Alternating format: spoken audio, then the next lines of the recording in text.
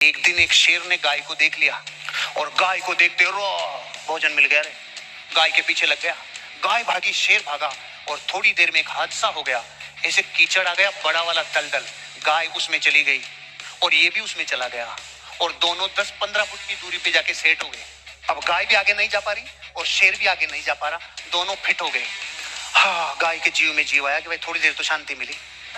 अब गाय ने थोड़ी हिम्मत आने के बाद पूछा, अरे सुन, तेरा कोई मालिक है क्या? मेरा कोई मालिक कौन होगा? मैं साला जंगल का बाप हूँ, मेरे कौन मालिक होगा? मैं खुद ही मालिक हूँ।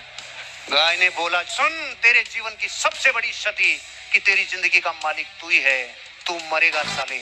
और मेरा जीवन में मेरी सबसे बड़ी उपलब्धि, मेरा मालिक मुझे ढूंढता हुआ आएगा। वो आएगा और देखेगा गाय नहीं मिल रही है, वो आएगा, वो मुझे लेके जाएगा, यहाँ से बचा के लेके जाएगा। जिसका इस दुनिया में कोई गुरु मेंटोर है, उसे कोई ना कोई बचाने आता है भाई। एक गधा, एक है गधा। नहीं नहीं, आप टेंशन मत लो, ये अलग है, अलग है। एक है गधा, ये रात दिन मेहनत करता है, इससे ज्यादा मेहनत जंगल में कोई नहीं करता, ये बात मानते हो ना आप लोग? और एक है शेर, जब भोजन की जरूरत हो तब आना ही पड़ता है भोजन को। एक पूरी जिंदगी मेहनत करके रगड़ रहा है तो कुछ नहीं अचीवमेंट कर पा रहा, और एक कुछ नहीं करता और जंगल का राजा है। दोनों में एक ही फर्क है, उसे कुछ ऐसा पता है जो इनको नहीं पता। संजय जी ने एग्जांपल दिया था ना, 58 किलोमीटर प्रति घंटा की रफ्तार है शेर की और 90 किलोमीटर प्रति घंटा की रफ्तार है हिरण की, फिर भी क्यों मर रहा है? अरे इसको कुछ ऐसा पता है जो इनको नहीं पता, बस ये बताने आया हूँ। इसको कुछ ऐसा पता जो इसको नहीं पता। 10th क्लास में फेल हो गया जो लड़का, लेकिन क्रिकेट नहीं छोड़ा क्योंकि उसकी एक चीज इतनी खतरनाक थी, दुनिया हिला दिया रे। उसी महाराष्ट्र गवर्नमेंट ने, जो बच्चा 10th क्लास में फेल हो गया था, उस 10th क्लास की किताब में पहला चैप्टर ही सचिन तेंदुलकर का डालना पड़ गया। यह है एक चीज।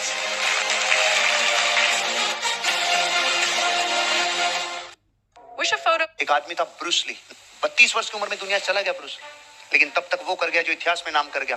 ब्रूस ली के लिए बोला जाता था, ब्रूस ली अगर किसी के पंच मारता था तो 20 फीट दूर जाके गिरता था। उसने ऑन रिकॉर्ड 50 बार ये प्रयोग करके दिखाया, पंच मारा, मुक्का मारा, 20 फीट दूर जाके गिरा। फिर उसने कहा अब नहीं करूंगा। तो एक अमेरिका का बहुत बड़ा पत्रकार था, 7 फीट हाइट, 130 किलो वजन। उसने कहा किसी में हिम्मत है तो हमारे साथ प्रयोग करके बताओ। ब्रूस ली क्या होता है?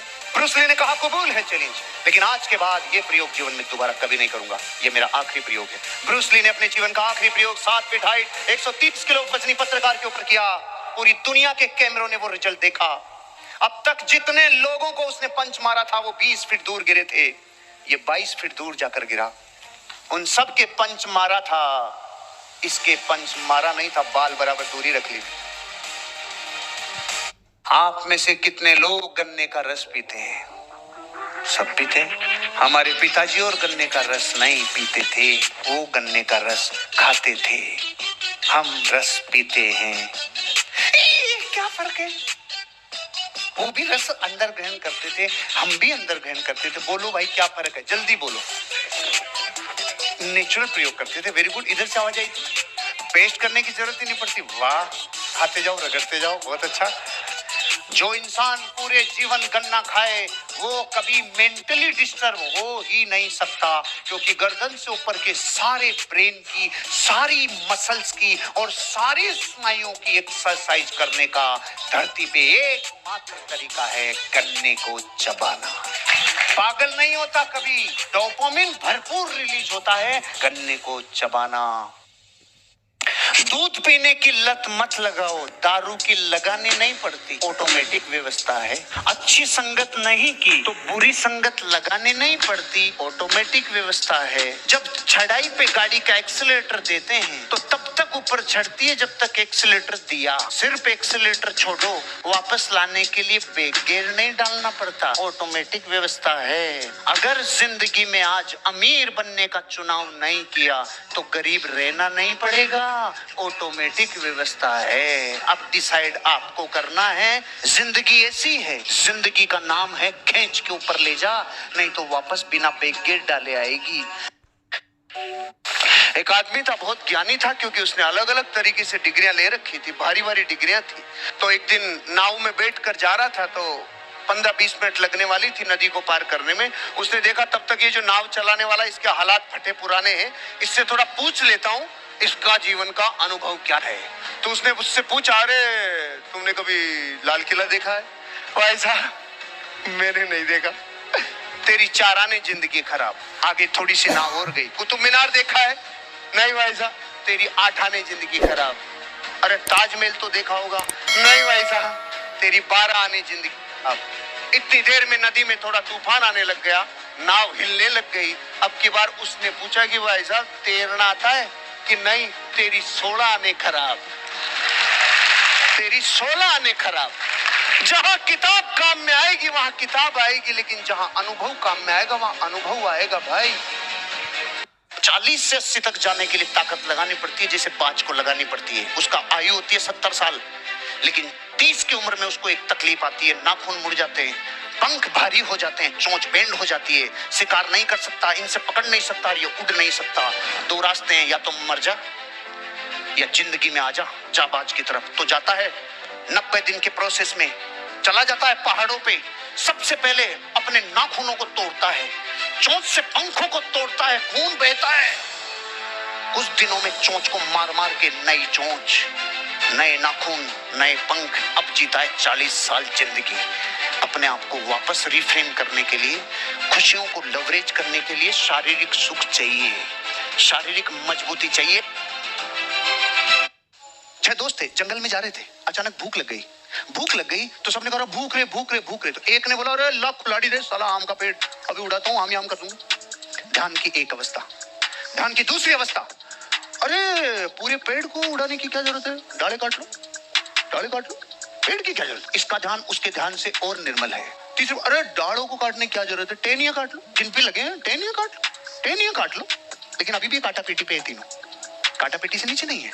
चौथे ने बोला, टहनियों को काटने की जरूरत है, गुच्छे तोड़ लाओ, गुच्छे आम से मतलब है, टहनियों को क्या करोगे तुम, जलोगे मर के। कितने हो गए? 4।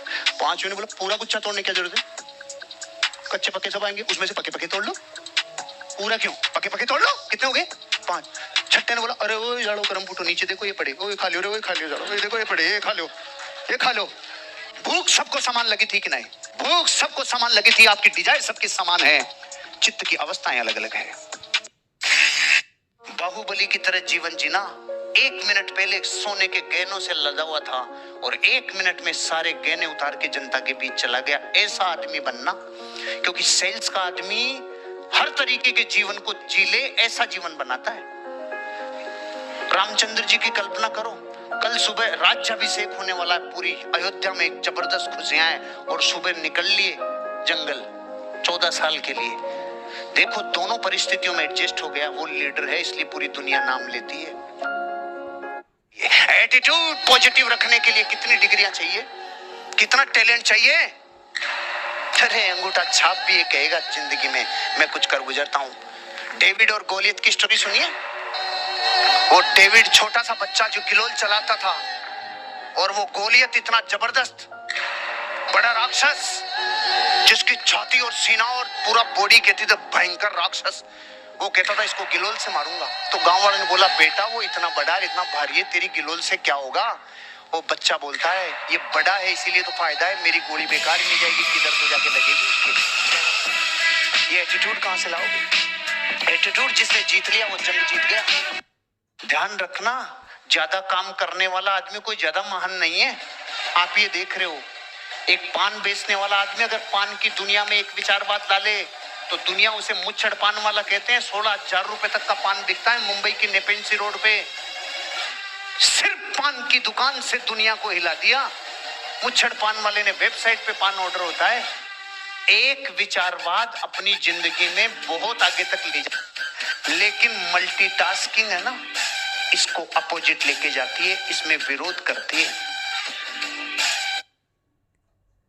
एक राजा था, उसने अनाउंसमेंट कर दिया, जो भी आदमी मेरे महल में जो स्विमिंग पूल है इसे पार करके आ जाए, उसको मेरी आधी संपत्ति का मालिक और मेरी बेटी से उसका विवाह हो जाएगा। आसपास में हल्ला मच गया, यार राजा का केवल स्विमिंग पूल ही पार करना है। भागे, एक से एक भागे, जबरदस्त।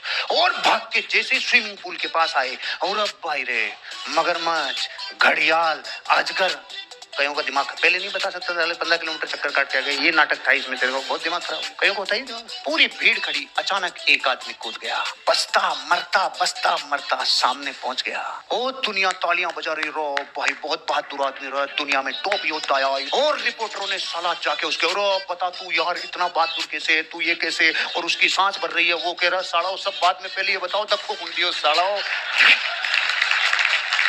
आपको पूरी कहानी में सब नॉर्मल लग रहा था, इसमें क्या है, तो कुछ नहीं। लेकिन जब एक मोड़ ऐसा और साला धक्का दिया हुआ था, वो बिस्लरी के मालिक ने होने से पहले देखा एक दिन पानी बिकेगा देश में। जब उसने कहा तो परिवार ने बोला मूर्ख, दूध नहीं बिकता और तू पानी बेचेगा। आज दूध बिक रहा है 50 रुपए लीटर और पानी बिक रहा है वेदांता हिमालय का 75 रुपए लीटर। होने से पहले जिसने देखा, दिस इज मेंटल सिमुलेशन। एक लाइन करोड़ों अरबों रुपए की बोल रहा हूं, दोबारा सुन लेना। जो सबके होते हैं ना, वो किसी के नहीं होते। जो सबके होते हैं ना, वो किसी के नहीं होते। और जो किसी एक का होता है, वो सबका कभी नहीं होता। एक लड़का था, शादी कर लाया। आते ही उसकी पत्नी ने बोला कि मैं आपके पिताजी की सेवा नहीं कर सकती, मुझे अलग रहना है। उसने कहा ऐसा मत कर, मेरे पिताजी ने मुझे पाला है, मेरी माँ चली गई थी, मेरे पिताजी ने मेरे को मारा। 2 साल निकल गए, फिर बोलती है नहीं, या तो तू उनको रख या मुझे रख। ऐसा मत बोल, मेरे पिताजी के कंधों पे जो घाव है ना, वो मुझे उठाने सो, ऐसा मत बोल, ऐसा मत बोल। फाइनली 5 साल बाद या तो मुझे या पिताजी, दोनों में से एक चुनो। सहम गया। रात को 2 बजे अपने पिताजी को कहता है, उठो पिताजी चलो घूमने चलते हैं। घूमने लेके गया। दूर घूमने लेके जाने के बाद कहता, बस पिताजी आपका और मेरा साथ यहीं तक था, आपको रखता हूं तो वो मुझे छोड़ के जाती है, आज मैं आपको छोड़ने आया हूं, आज के बाद नहीं मिलेंगे, अलविदा। पिताजी की आंखों से आंसू आ गए। उन्होंने भरे हुए गले से बोला, बेटा मुझे थोड़ा यहाँ से 2 किलोमीटर आगे छोड़। क्यों पिताजी? क्योंकि मैंने भी अपने बाप को वहां छोड़ा था और तू इस जगह पे निशान लगा के जाना साला 20 साल बाद।